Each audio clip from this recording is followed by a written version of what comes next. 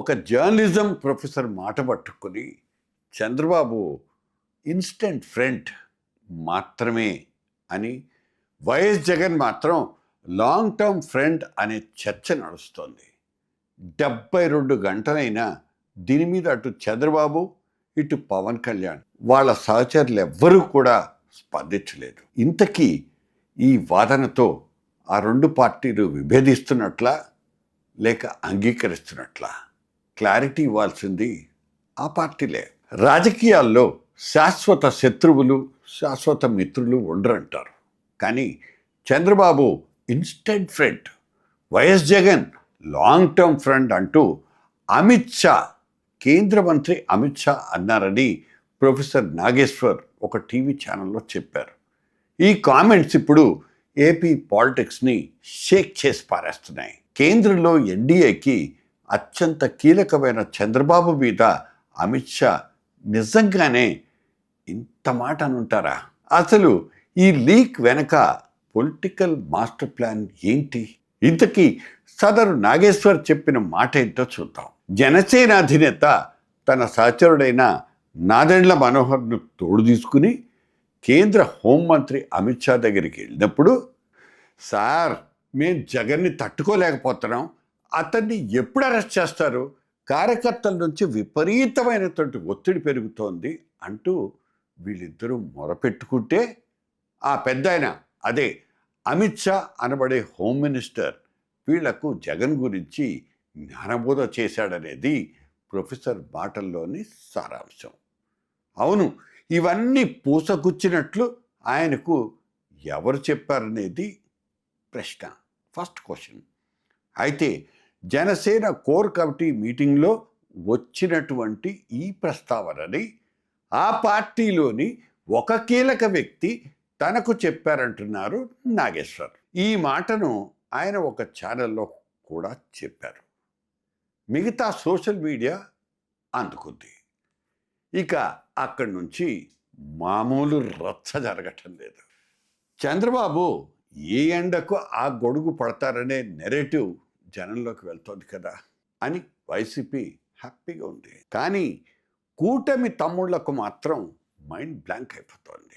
ఎన్డీఏలో అత్యంత కీలక భాగస్వామి అయిన చంద్రబాబును అమిత్ షా అంత తేలిగ్గా తీసిపారేస్తారా? ఈ దేశం కూటమి ఆధ్వర్యంలో నడుస్తోంది. అందుకు తెలుగుదేశం, జనసేనలతో పాటు ఇంకొన్ని పార్టీలు కూడా సహకరిస్తున్నాయి అనేది బేసిక్ ఫ్యాక్ట్. దీన్ని మర్చిపోయి ఒక కేంద్ర మంత్రి ఈ పవన్ కళ్యాణ్తో ఇలా మాట్లాడగలరా అన్నది బిగ్ క్వశ్చన్.